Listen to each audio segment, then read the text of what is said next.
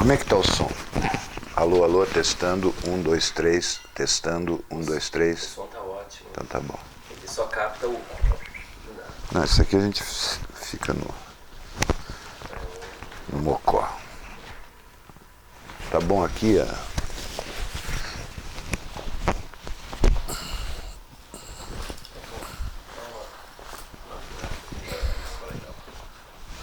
Melhorou? Tá ok. Caiu o iPhone pra testar ver se é bom. É. Tá vendo?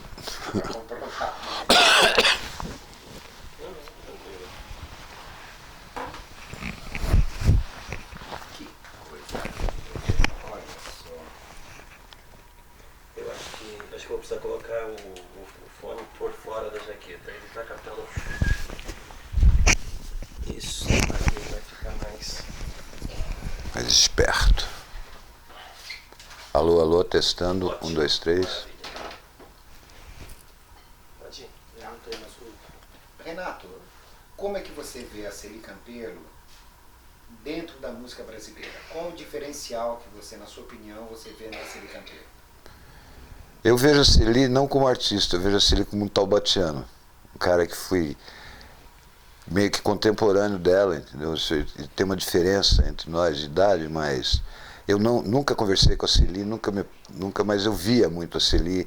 Então, no sábado, no domingo você via a Celi na televisão, o ídolo, aquele negócio, e no dia seguinte, quando chegava no colégio, ela estava sentada lá de uniforme, estudava eu acho que no Normalista, escola normal, vestidinha lá estudando. A Celi não mexeu, a Celi não interrompeu o plano familiar das moças do interior, de se prepararem para o casamento, para ter uma família.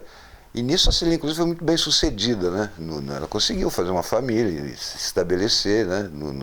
Teve a vida dela. Eu lembro que, por gostar de música já nessa época, já sou envolvido com música desde que eu me entendo por gente, eu senti um grande orgulho, né? E depois, mais tarde, eu vim entender o porquê desse orgulho. Porque a Celi é um divisor de águas na cultura brasileira, né? Na cultura do povo brasileiro, não é só na música, né? A gente vinha de um tempo radiofônico, de um tempo daqueles cantores fortes de Orlando Silva, enfim, de Francisco Alves, e de repente surge um brotinho, né? Cantando muito afinada, uma excelente cantora, muito bem dirigida pelo Tony, né? E no começo, inclusive, teve aquela história que ela foi fazer o lado B do disco do Tony, e aí grava Estúpido Cupido, né, que foi o que arrebentou. E é interessante que Estúpido Cupido é o primeiro arranjo do maestro Chiquinho de Moraes. E é aquela fase que o país deixa de ser radiofônico e passa a ser um país da televisão, né? E com uma forte vocação para o negócio da televisão, que a televisão no Brasil é muito bem feita, ela evolui, né? Você percebe que existe uma evolução é uma paixão nacional a televisão. O povo brasileiro gosta de televisão. E assim, ali, bonitinha, afinadíssima, cantando uma música jovem. Pô, antigamente, antes as músicas eram assim: eu gostei tanto, tanto quando me contaram que te encontraram bebendo e chorando na mesa de uma... Aquelas coisas, né? Risque meu nome do seu caderno, aquelas coisas. Era muito pesado, né? O ambiente musical, a poética musical era muito densa, muito encucada, muito... E a Celi vem solta, vem leve, vem quicando, né? E faz um trabalho que mudou a história. É aquele negócio, ela era a pessoa certa, na hora certa, no lugar certo, né? Precisava daquilo. Eu comparo assim, por exemplo, com o negócio dos Beatles com relação à música universal, né? Que precisava acontecer aquilo naquela hora. Então, se ele é um caso desse, né? Eu acho que mais emblemático ainda que a própria bossa nova, que o próprio tropicalismo. Eu acho que aquele momento da Celi, aquele momento é único, porque é ali que uma coisa deixa de existir, começa a acontecer outra, né?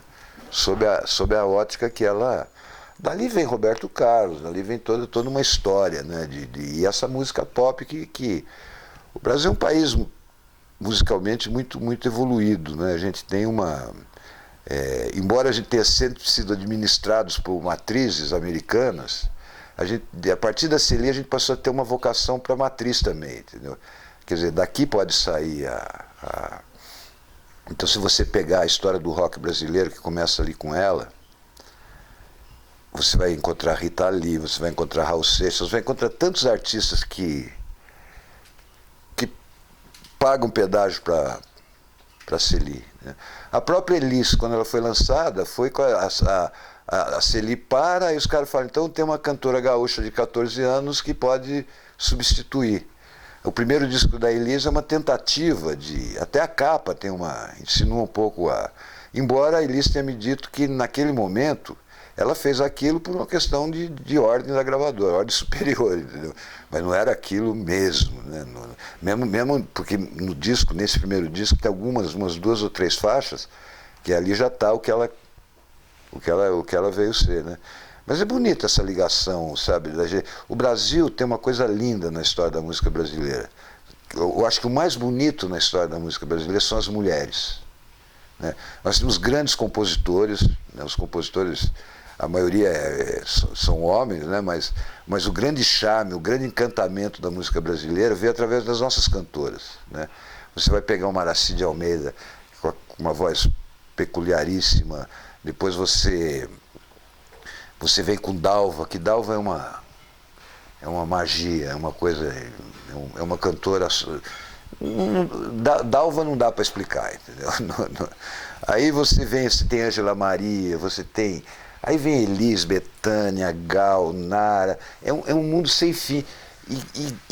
E o que é mais legal, a personalidade dessas mulheres, né? Então, cada uma, você vê a Bethânia constrói uma dignidade para...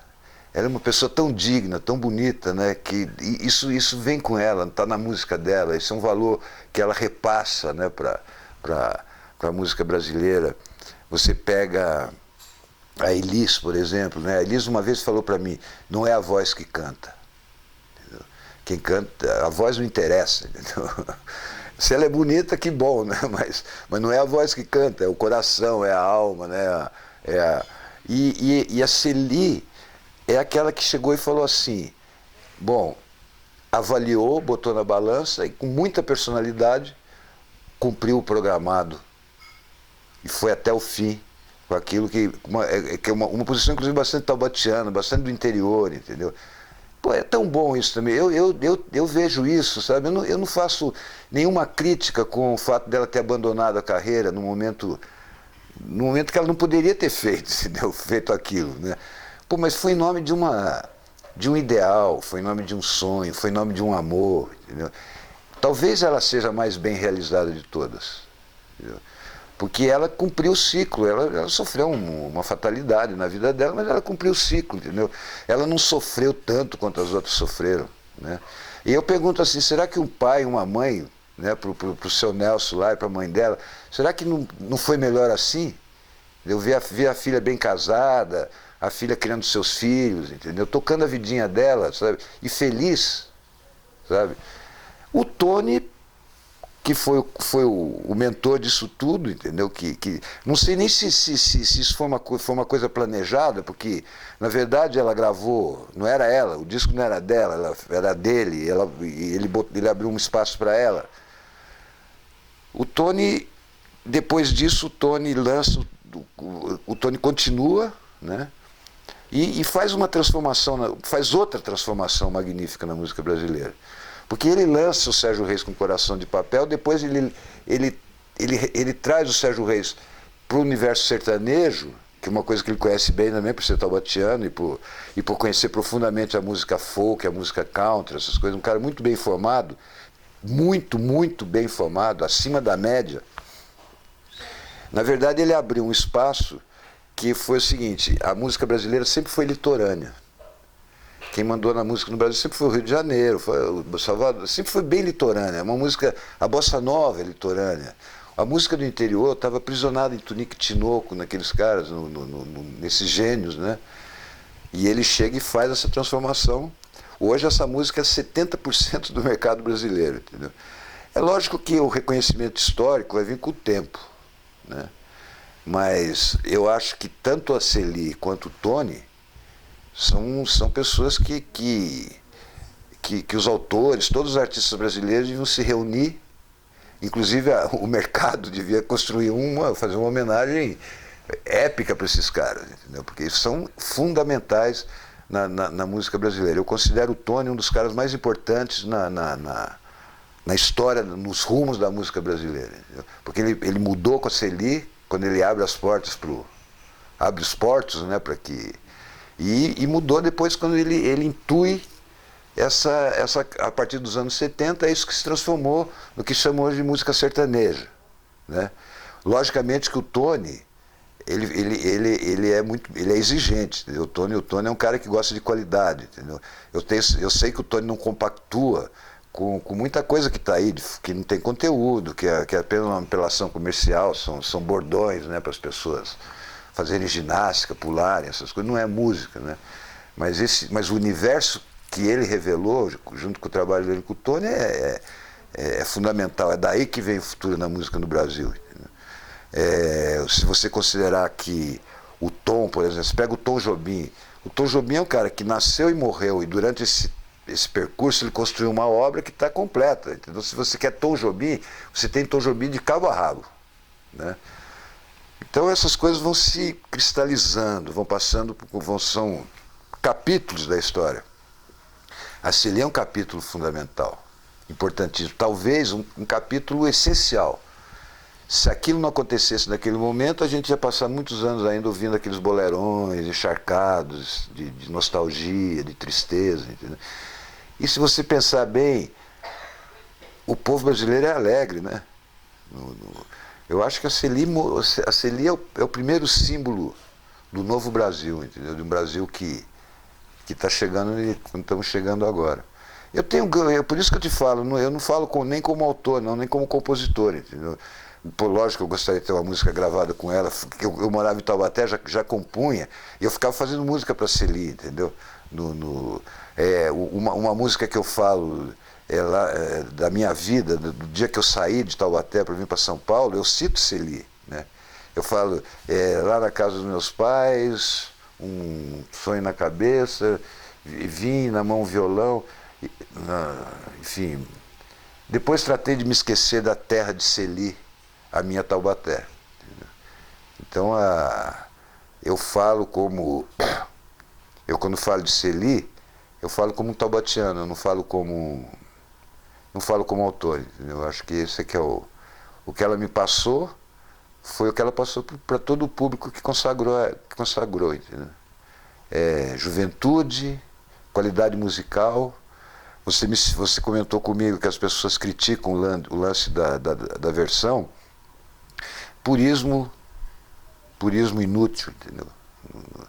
Interessa que aquela música que ela escolheu serviu para ela fazer tudo que ela fez, entendeu? Então está perfeito, né?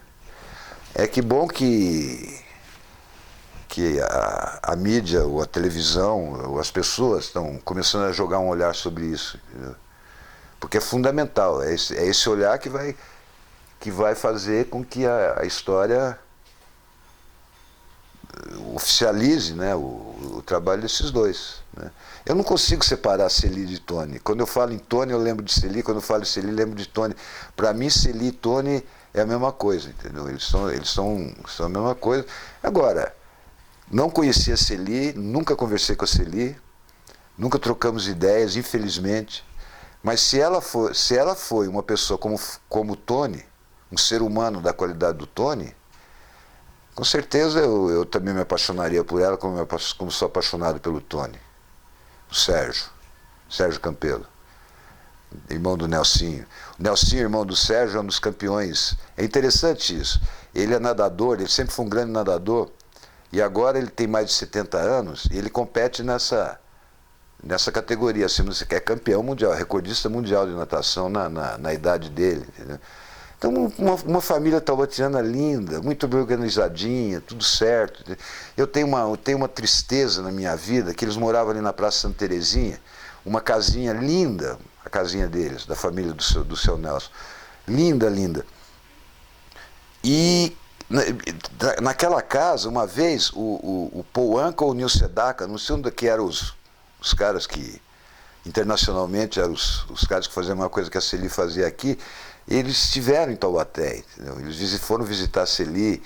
Então, e daí um dia foram lá, derrubaram a casa e fizeram um caixote e botaram uma farmácia, entendeu? Eu até hoje não me conformo com isso, entendeu? Eu acho que a obrigação moral da cidade de Taubaté seria derrubar a farmácia, pegar a planta e fazer a casa de novo. Entendeu? Porque isso é um crime cultural que eu não perdoo. Eu sou um taubatiano assumido, entendeu? Então, e algumas coisas na minha cidade me incomodam muito. Uma das foi esse acidente que cometeram contra a história da música brasileira, quando derrubaram a casa da Celi. Não podia, né? Não podia.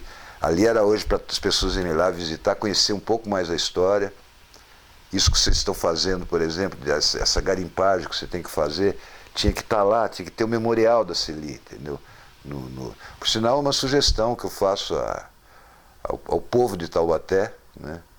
Que se cotize, que se junte de uma forma, não de uma forma oficial, não uma forma através do Estado ou de órgãos do Estado, que se organize e deem para a Celi uma memória, né? Em pagamento a tudo que ela fez, né? Eu gostaria muito de ver isso, entendeu? De ver um grande memorial Celi Campeiro. Mas as cidades são estranhas, porque também, quando você está levantando todo esse material, você está falando de Celi, com certeza você está encontrando, você deve estar se decepcionando com um monte de descaso, de coisas, sabe? Não é assim, entendeu? Não é assim que se trata as pessoas. Agora, a história corrige isso. A gente... Taubaté é uma cidade que deu Monteiro Lobato, deu Celi, deu Tony, deu Hebe, deu Mazzaropi, e, sabe? E isso não está na memória da minha cidade. Entendeu? A minha cidade sabe que isso tudo aconteceu, gosta mas não se organiza no sentido de criar uma memória, uma coisa para que as pessoas possam saber, entendeu? A importância dessa mulher, entendeu? Ela é muito, muito importante. Talvez, assim, em termos de logística musical, vamos dizer assim, talvez tenha sido a nossa artista mais importante. A cantora mais importante de todos os tempos. Pela logística, pelo momento pela transformação que o trabalho dela promoveu. Chama Celi Campelo, né? E isso ninguém tira dela. Okay. Sabe o que eu queria que você contasse, Renato? O episódio com o Milton Nascimento. Não, o Milton sempre foi um cara muito que ele sempre falou muito que gostava da Celi, que achava a Celi uma cantora afinadíssima. E um dia eu fui no Colégio Estadual Escola Normal Monteiro Lobato, Estadão, e era um fim de ano, e eu tinha um cesto. E eu vi que eles jogaram um monte de carteira de estudante, aquelas que não se usam, mas você devolve a carteira no fim do ano, você devolvia para o colégio a carteira. E ele pegava aquilo e jogava no lixo, né? E eu vi uma cesta de lixo cheia de carteira, quando eu peguei uma era a carteira da Celi, a primeira que eu peguei. Era a carteira do colégio dela, uma carteirinha vermelha. Aí guardei aquilo. E depois um dia eu dei aquilo de presente para o Milton ficou muito emocionado com a... Não sei se ele guardou, se ele tem até hoje, entendeu? Mas as pessoas que manjam de música, como ele, esse negócio, sempre tiveram um olhar generoso e competente sobre o trabalho da Elis, da Celi, né? Então agora, o mais bonitinho mesmo, cara, o que mais me encantava, cara, isso eu acho que isso me marcou muito também, entendeu? Na minha personalidade artística, né? Por que Porque tá tudo certo. Você canta lá no programa de televisão, todo mundo vê, o Brasil todo assiste, ganha prêmio, e no dia seguinte você está lá no colégio de uniforme, indo para a classe como qualquer pessoa, entendeu? Eu acho que isso é uma lição, né? É uma lição importante, né? A hora de atuar é a hora de atuar. E a hora de viver é a hora de viver, entendeu? Não tem... Essas coisas até se misturam um pouco, mas são coisas absolutamente diferenciadas, né? Elas não... Ela era uma anti-estrela, né? Eu não sei, eu acho que as pessoas não se fazem estrela, elas nascem estrela. Entendeu? A Celine nasceu estrela. Ela nasceu para fazer aquilo, aquela era a missão dela. Entendeu? Ela cumpriu, fez, resolveu tocar a vida dela, todo o direito dela, tocou, mas o que ela fez, o importante, esse aí ela fez, entendeu? A missão ela cumpriu. Né? Você não pode falar que ela ficou devendo uma vírgula nessa história. Entendeu? Ela cumpriu a missão, ela fez o que precisava ser feito naquele momento. E quando você vai a Taubaté, sabe, eu converso com as pessoas, a Celi está no coração daquele povo, entendeu? Sabe, ela continua viva, ela faz parte, né? É a coisa mais linda, entendeu? Um sucesso, consagração total. Assina embaixo a decisão que ela tomou de parar aí, viver a vida dela. Isso para mim só valoriza mais ela, só deixa ela mais bonita. Eu fico meio, falo assim, eu me emociono muito. É um momento mágico. Agora, essas coisas você não consegue contar, né? São coisas que você viveu, cara. É uma coisa que tem uma carga emocional tão grande que você não consegue. É que nem fotografar essa minha paineira que tem aí, entendeu? Ela é linda, mas na fotografia nunca fica como ela é. Entendeu? Acho que é um pouco a história da Celina comigo. Ok, maravilha. Você conversou com o Nelson? Conversei. Nelson também fica muito emocionado. É. Nelson, engraçado, né? Qualquer taubatiano que você falar vai se emocionar. É verdade. Não tem escapatória. Você estava falando, eu estava me segurando. Né? É emocionante mesmo. Né? Porque eu vivi muitos anos em Taubaté. É? Morei lá, meu pai foi transferido para lá na Em que década ano? de 60. Então moramos junto Eu fui lá. em 68. Foi o ano que eu saí. Aí eu vivi em Taubaté até 70. Você morava onde? Eu morava ali na Vila das Graças. Né? Eu morava ali no Jardim Russi, Sei, conheço. atrás do mercado lá. E a Celi era do lado da Santa Terezinha, ali, não tem aquela farmácia ali? Que horror aquilo. Né? Crime. Eu acho que a cidade tinha que derrubar aquela farmácia e fazer a casa de novo. Com certeza. Que nem o Aécio fez com o Bispo Macedo lá em Belo Horizonte. Porque você vê, né, o que você Ele fala. foi lá, derrubou uma casa histórica à noite. Aí o Aécio foi lá e falou, ó, ou você me dá 100 milhões, ou você tem um mês para reconstruir a casa. E o cara reconstruiu a casa. Tá certo. Ali, eu acho que você pode considerar, ali é o berço de um movimento. É. Né? E um movimento importante na história musical brasileira, que mudou muita coisa. Né? Não sei se foi um movimento, entendeu? Conceitual, assim, que o cara falou, vamos fazer isso, entendeu? Foi mais nesse amor que o Tony tinha pelo rock, entendeu? Esse nível de informação que ele tinha. Né? Eu duvido que tivesse alguém mais bem informado que ele naquela época. Entendeu? Até hoje, você quer saber? Até hoje eu duvido que alguém... Porque é muito estudioso, é um cara muito ligado. Né? Então, Muito. agora, não foi aquele, como foi o Tropicalismo, por exemplo, que se organizou, que criou uma... A própria bossa foi organizada, não foi? Bem, A bossa, eu acho que também não foi assim o primeiro mesmo que se organizou, que sabe, que falou, então vamos, vai por ali que eu vou por aqui, foi o Tropicalismo. Entendeu? A bossa nova surgiu espontaneamente, né? E surgiu de um jeito que os caras também nem acreditavam naquilo. Falaram, vamos tocar aqui dentro que ninguém vai querer ouvir isso. Né? Até que fizeram aquele flow na faculdade lá no Rio e essa história é linda, né? O Menescal indo pro show, Ele falou, nossa, cara, deve estar tendo jogo, deve estar tendo alguma coisa, a gente devia ter saído mais cedo, porque nós vamos atrasar, não sei o quê. Porque não dava para chegar no local. E ele achando que era era pro show. Então foi uma loucura, né? Essas coisas são meio que... O próprio Celi, pô, vai gravar o lado B e é o lado B que estoura, né? Então, é aquele momento que você falou, não é programado e de repente toma um rumo que vem a modificar muita coisa, né? O Caetano fala uma frase ali no ele fala, é incrível a força que as coisas têm quando elas têm que acontecer. Parece que tudo se encaixa, né? Tudo faz plé, né? É bem interessante. É verdade. Agora vamos fazer jus, né, à memória da Celi, né? Dessa participação dela. Agora que tinha que fazer um memorial para ela em Taubaté, tinha, né? Você sabe que o Eduardo falou que ele falou, assim que me solicitarem, eu dou tudo. Todos os troféus, os diplomas, tem roupas da Celi, ele falou, eu dou tudo para se fizerem um museu Celi Campeiro. Poxa, você quer mais do que isso? A pessoa doar todo o acervo, o piano dela, imagina que maravilha. Né? Você começar a fazer um memorial com todo o material original, né? É que a gente sempre esbarra na política, né?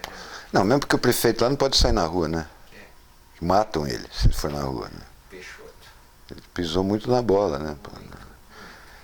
Esse negócio você bota. Eu acho que hoje para ser prefeito de Taubaté, o cara tem que estar muito capacitado, porque não é brincadeira, cara. É quase 1 bilhão, pô, já deve estar nos 600 milhões de arrecadação. Pô, isso é dinheiro para nego, para economista, para cara mais, né? Não é qualquer um. Não é para qualquer um. Aí às vezes o cara ele vai com a maior das boas intenções. Mas chega lá, bicho, o cara não está preparado para aguentar o tranco. Aí ele vacila. Vacilou, cochilou, o cachimbo cai. Aconteceu o que aconteceu, né? Esse problema todo, né? Então, eu acho que